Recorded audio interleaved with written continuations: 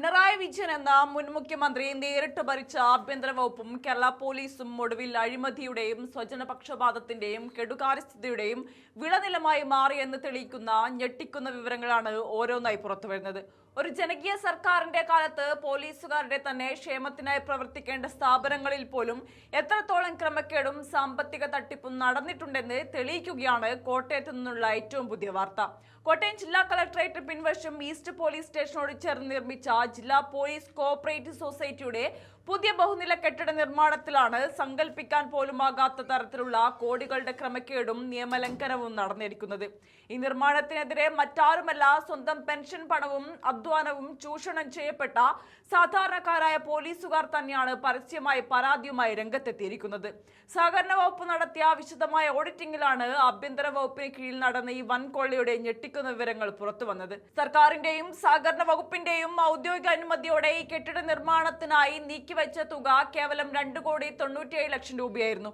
General ഫണ്ടിൽ നിന്ന് 2,20,00,000 രൂപയും കെട്ടിട ഫണ്ടിൽ നിന്ന് 76,98,000 രൂപയും ഉപയോഗിച്ച് നിർമ്മിക്കാൻ ഭരണാനുമതി നൽകിയ ഒരു കെട്ടിടത്തിനാണ് മുൻകൂർ അനുമതികളോ മാനദണ്ഡങ്ങളോ പാലിക്കാതെ 6,77,00,000 രൂപ ചെലവഴിച്ചു കൂട്ടിയത്. അതായത് അനുവദിച്ച തുകയുടെ ഇരട്ടിയിലധികം തുക യാതൊരു ഭരണാനുമതിയുമില്ലാതെ ആരുടെയൊക്കെയോ താല്പര്യപ്രകാരം പാഴാക്കി കളഞ്ഞു. നിർമ്മാണ കരാർ നൽകിയതിലും കെട്ടിടത്തിന്റെ പ്ലാൻ മാറ്റിയതിലുമല്ല വൻ അഴിമതിയാണ് നടന്നത്. മുൻകൂറായി യാതൊരു അനുമതിയും വാങ്ങാതെ പ്ലാനിലും രൂപരേഖയിലും തോന്നിയ പോലെ മാറ്റങ്ങൾ വരുത്തി. തൃശൂർ ജില്ലാ ലേബർ കോൺട്രാക്ട് സഹകരണ സംഘം നൽകിയ ഭീമമായ എസ്റ്റിമേറ്റും കടന്ന് അതിലുൾപ്പെടാത്ത മറ്റു നിർമ്മാണ പ്രവർത്തനങ്ങൾക്കായി മാത്രം തട്ടിപ്പുകാർ അധികമായി ചെലവാക്കിയത് 91 ലക്ഷത്തിലധികം രൂപയാണ്. ജനങ്ങളുടെ സുരക്ഷ ഉറപ്പാക്കേണ്ട പോലീസ് സേനയെ നിയന്ത്രിച്ചിരുന്ന മുൻ മുഖ്യമന്ത്രിയുടെ ആഭ്യന്തര വകുപ്പിന് തൊട്ടടുത്തുള്ള സ്വന്തം സൊസൈറ്റിയിൽ ഇത്രയും വലിയ സാമ്പത്തിക കൊള്ള നടക്കുമ്പോൾ നോക്കി നിൽക്കാനേ സാധിച്ചുള്ളൂ എന്നത് നാണക്കേടാണ്.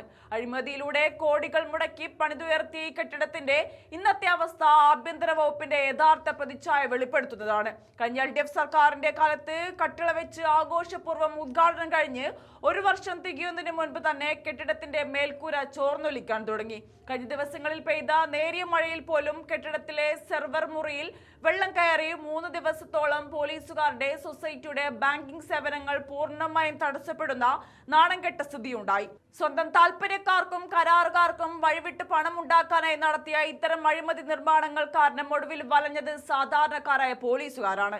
തങ്ങളുടെ അധ്വാനവും പണവും കവർന്ന ഈ അനധികൃത നിർമ്മാണത്തിനും വൻ ഫണ്ട് തട്ടിപ്പിനുമെതിരെ ശക്തമായ അന്വേഷണം വേണമെന്നാവശ്യപ്പെട്ട് പോലീസുകാർ തന്നെ രംഗത്തിറങ്ങിയതോടെ മുൻ പിണറായി സർക്കാരിന്റെയും ആഭ്യന്തര വകുപ്പിന്റെയും പൊള്ളയായ അവകാശവാദങ്ങളാണ് ഇപ്പോൾ തകർന്നു വീണിരിക്കുന്നത്.